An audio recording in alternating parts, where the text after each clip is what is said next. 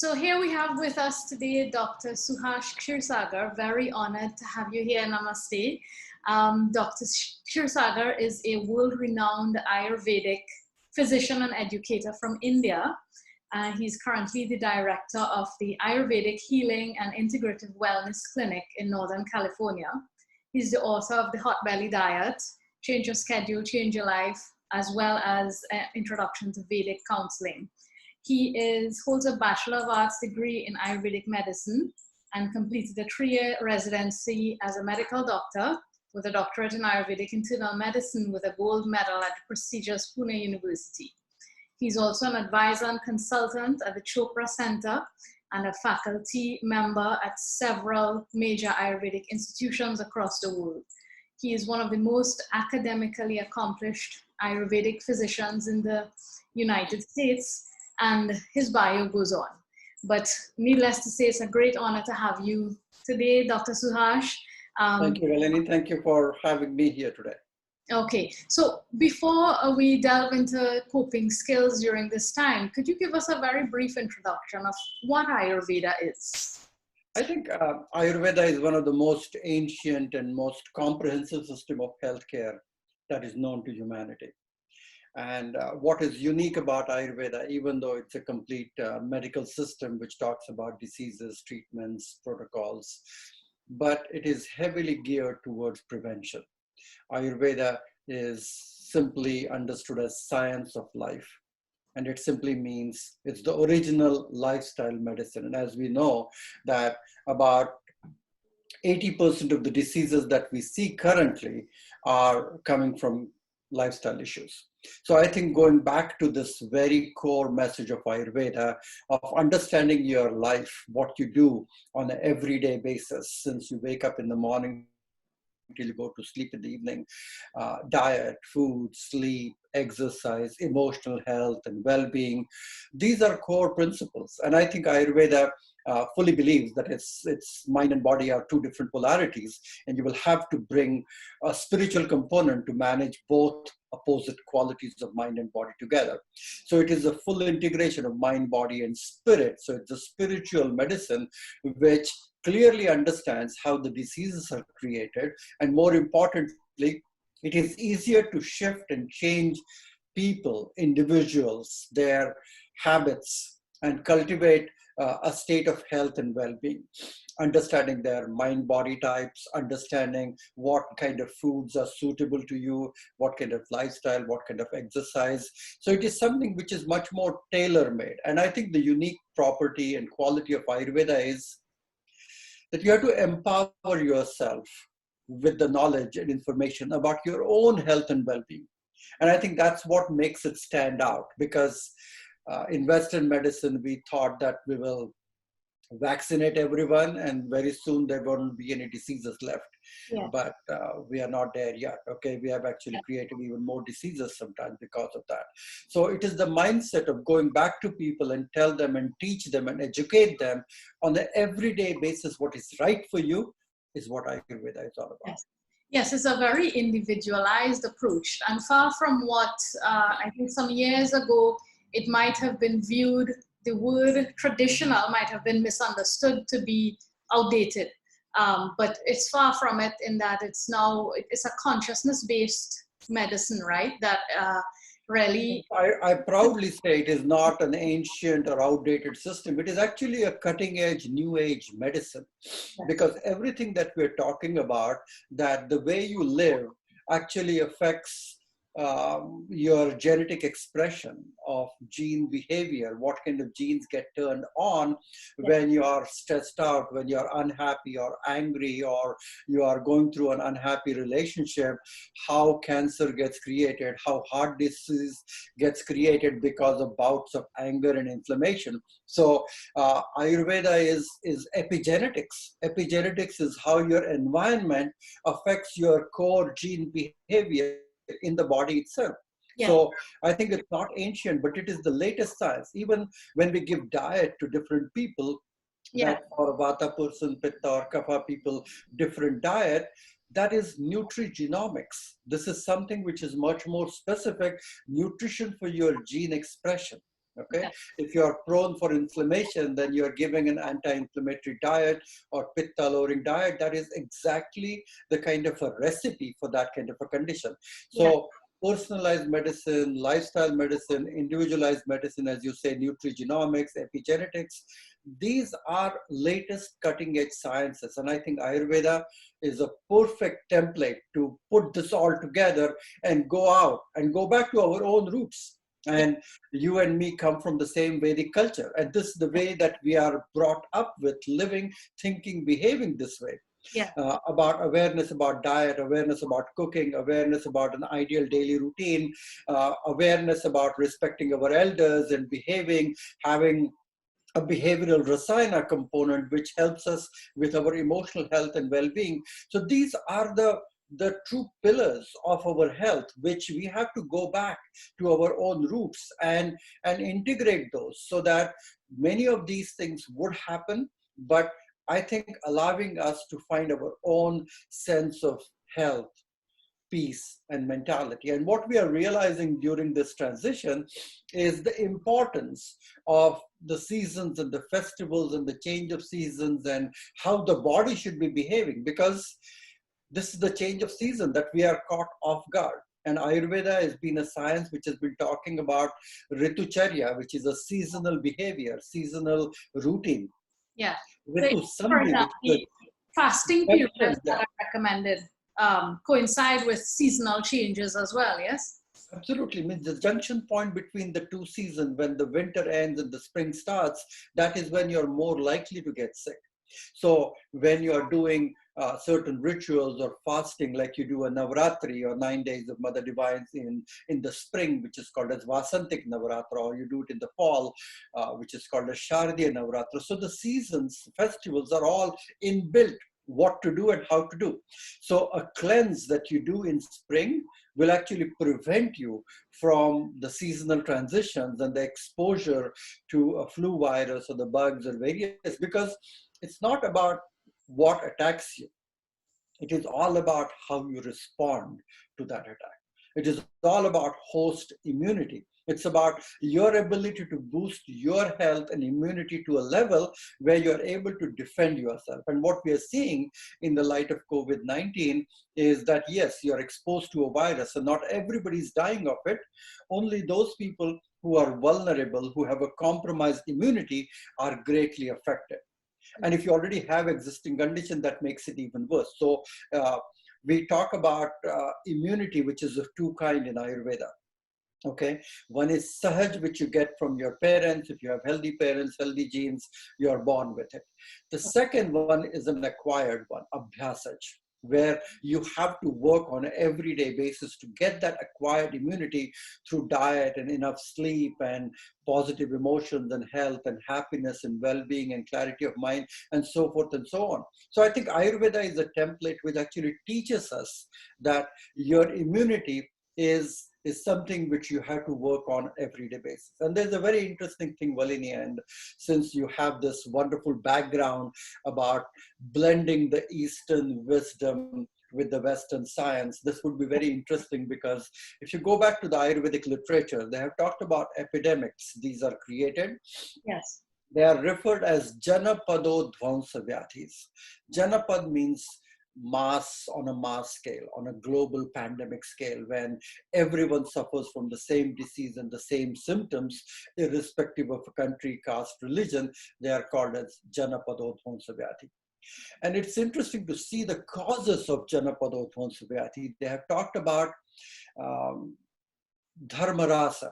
Dharmarasa is degradation of the dharma, the righteousness in collective humanity when it starts getting affected due to greed and anger and jealousy and egotism as a collective consciousness that starts affecting. When people get too busy, they get too caught up in the drama and the emotions and the maya and the illusion, then we start damaging Mother Earth. It starts affecting the quality of the air, it pollutes the water, it affects the land, and very soon it starts creating the vagaries of time and space. And we have been seeing abnormal seasons, abnormal untimely rains, too hot weather, global warming. And the inflammation that you and me actually talk about in our clinical practice is just a reflection of the global warming creating inflammation systemically. So it's like endemic inflammation. So even though the disease sounds like pandemic, but it is more endemic in nature. And the solution that Ayurveda actually talks about is bridging humanity, is allowing us, due to fear, due to adversity, to come together and go back to our innate dharma as a good human being. Okay, so it says Janapadanam Shivanam Upasevanam. So it means the going back to auspiciousness, going back to peace, joy, positive affirmations, positive emotions, helping each other, bridging the countries together. And we are forced to do that because of this. And as we do this, there's a rise of dharma, a re-establishment of dharma, in which the pandemic is going to die out because of its very nature.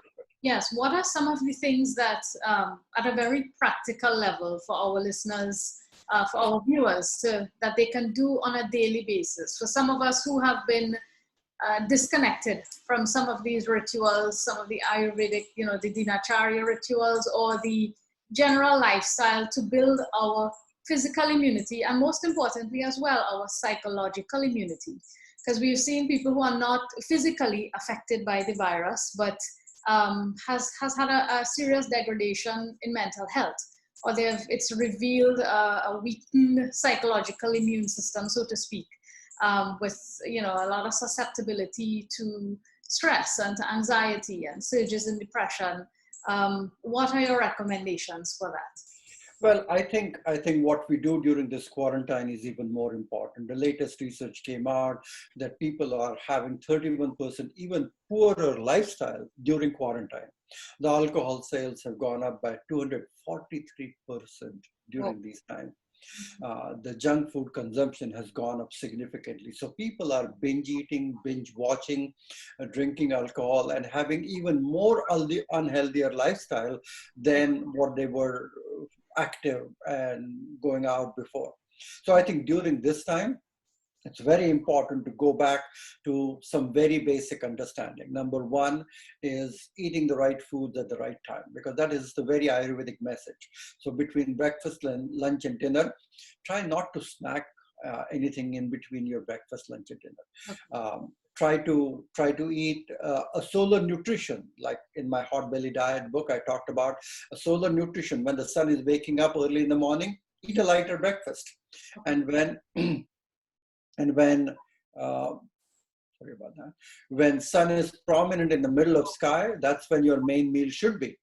And then in the evening, when the sun is fading away, you should have a lighter dinner. So eating between 9 a.m. and 7 p.m. is, I think, a good recommendation overall. But even during this time, it's even more important. And the reason being, if you're giving yourself a 13, 14-hour fasting every night, that helps. And fasting is, in Ayurveda, we call it as upavasa, is a very underutilized medical healing modality. So that gentle fasting scrapes out the unwanted ama, clears the clogging of the channels. Another simple recommendation for that is to sip hot water, or create an herbal tea or a concoction with grated ginger or lemon with some simple spices like cumin and coriander. You can bring it to a boil and sip warm water all day long. Rather than in between, we keep sipping. Yeah, keep on sipping. Just few sips all day long. You create in a thermos flask and keep on sipping a few sips every half an hour or something.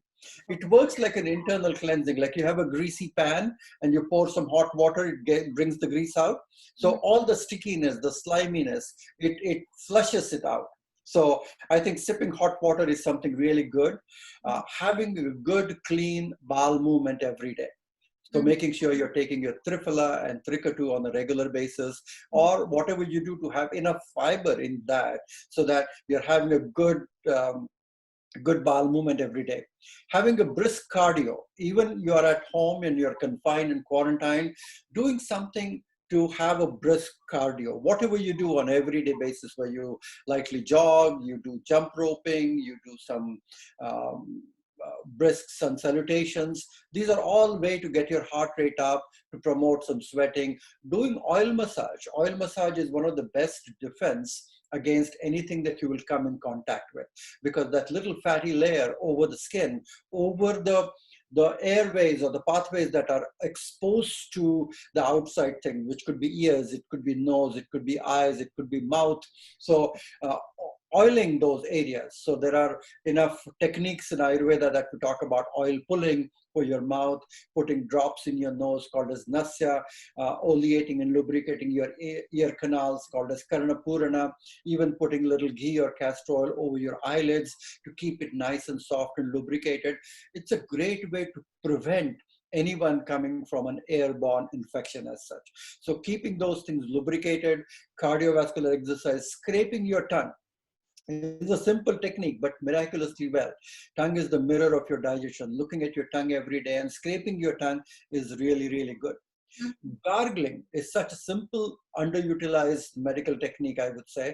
You take a cup of hot water, add half a teaspoonful of salt, couple of pinches of turmeric, mix it and do gargling with that. Steam inhalation. It's something drains your sinuses and cleanses the upper respiratory tract. Is really, really good for you. Eating warm cooked foods which are vibrant and colorful with fruits and vegetables. Yeah. So staying foods, away from too much processed and fried foods. because those are lack of prana. They do not contain the life force in them. When Yes. you're talking about vegetables and fruits and nuts and seeds and whole grains, you bring it to a life and nourishes and nurtures the prana in your system itself. So eating warm cooked foods, and there is enough research that actually talks about that these vegetables are loaded with phytonutrients and bioflavonoids and ascorbigens and various kind of vitamins and minerals in them. So eating them in the right quantity, and from an Ayurvedic perspective, 6 taste, especially bitter, is the most important taste, especially at this time, because that get rid of the mucus or the kapha. So eating bitter energetics and bitter foods is even really good. Lifting weights is a good idea so that you don't feel loose or lax, but you feel strong and well formed. Yoga is a great activity.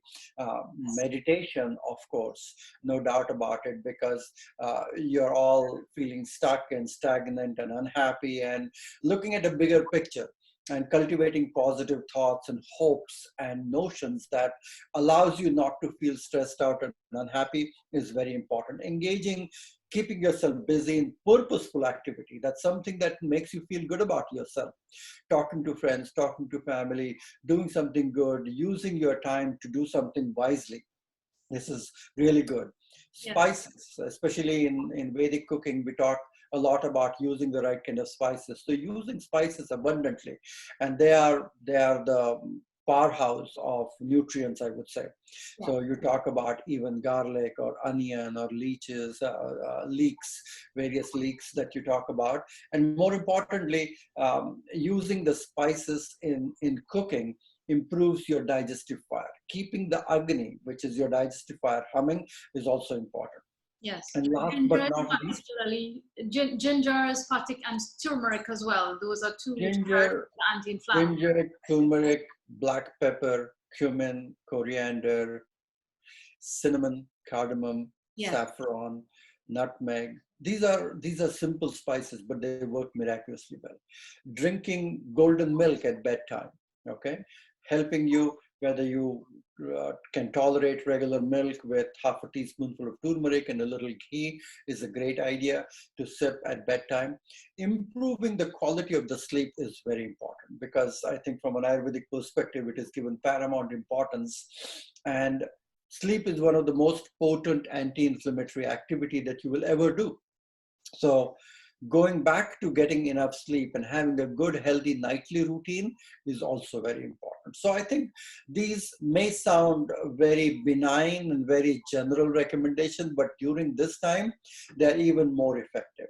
And we see that even from the Ayush Ministry and Government of India, they have actually talked about this as a public safety guidelines that they have distributed to everyone to make sure that people are understanding these things and following those things. Yes.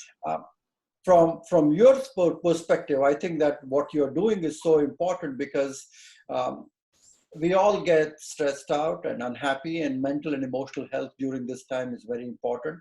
So Yeah. sharing our feelings, what you feel is what you feel, is making sure that you're sharing how you feel with others. That is important. And making sure that you get rid of the unwanted clutter. You get into thinking various conspiracy theories, various television networks, and unwanted social media creates even more chaos and confusion. Yeah, So psychological. reduce the That I clutter. think like becomes psychological amma. You know, the psychological buildup of so much that's unnecessary. And toxic emotions are immunosuppressants. They suppress your immune system. Yes. And I think the more you do those, the more unhappy you're going to become. Even unwanted shopping. So during this time, people, the pastime becomes going online and shopping things that you don't need at times. Okay. So conserving your energy, understanding and respecting the wheel of time, that is very important, because it is from an Ayurvedic perspective, yeah, the time are good and bad times, and it's a cycle that will flow, and you will come out of this. You will start feeling stronger and healthier from this. But the lesson that we are learning is that the world is my family. Okay, we are rising our collective consciousness so that the global immunity is rising, and the world is going to be a different place after we come out of the other side. Yeah, yeah. I think different, as in better or worse, depends on how we use this time and how we approach. You know, recognizing the need for peace, recognizing a new sense of very, in a very visceral way, how interconnected we really are. I think that's if we recognize these things and realize that the outer inflammation is a reflection of the inner inflammation, and we take responsibility for that by the little So I things that we see do. that Yeah. people build resiliency because of adversity. Okay, so people who grew up in Great Depression, people who grew up during the war times were very resilient. And we have not been exposed to anything of this kind in last 60, 70, 80 years in our life. And Yeah. so sometimes it becomes even more problematic when you have not witnessed adversity or the challenge. Then your ability to really understand who you are and bring the strength out of you sometimes be affected. But going back to basics is the key. Emotional health is key. Breathing is such an important thing that Yeah. is not properly used. So breathing exercise, pranayama, connecting your individual breath with the cosmic breath, various different types of breathing exercise, Yeah. whether you do Bhastrika or Kapalbhati, breath of fire, or even Sukha Pranayama, alternate nostril breathing. Yeah. It regulates. It's the whole vagus connection that we talk about, and the polyvagal theory that regulates so many organs in our body. It's almost like a bioelectric medicine, and it's so simple, so easy that you can do it anywhere. You don't have to spend a penny, but learn how to do it and start doing it, because breath is the junction point of your mind. Okay, and you are trained with Shivananda Yoga, so you would know that chale vate, chale chittam, nishchale nishchalo bhave. So when the breath wanders, the mind wanders. So if you calm the breath, the mind becomes steady also. Yes. So using the breath, meditation, it's also a key. More importantly, movement, physical movement, and whenever and wherever you can interact with the elements of nature, that should be so powerful, because that is the reservoir of prana.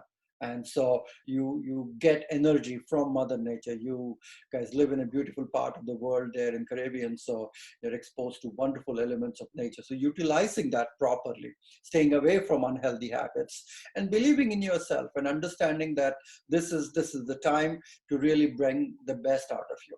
And more importantly, supporting each other to collectively rise into a situation that is soon going to pass, and very soon we are going to realize few key lessons about global immunity, about world peace, about coherence, as we call it. Yes. And when there's a collective rise of consciousness and coherence, then you see the shift and the change in the actual elements of the nature. So Mother Earth or Mother Nature is often influenced by what is going on in our mind, and how we make decisions and how we make our choices. And you would see that everybody's life was so busy. Is that right? About 2 months ago, when we compare where we were, and that's when I wrote my book, Change Your Schedule, Change Your Life, where busy lives, people had no time to do anything for themselves. Is that right? I mean, they were not able to eat the right food at the right time, not able to go to sleep at a proper time. The social media had overtaken everything else. People were just simply busy, and they were unhappy, and they were super busy. And now it is forcing us to re-look at our priorities, what is right for us, and how we are going to live our life hereafter. Thank you so much, Dr. Suhas, for joining us today from Northern California. I know you have a very busy practice, and we really appreciate your presence and your advice and your wisdom today on this program. So do be well, and thank you very much for joining us again. Thank you, Valeni. All the best. Namaste. Namaste.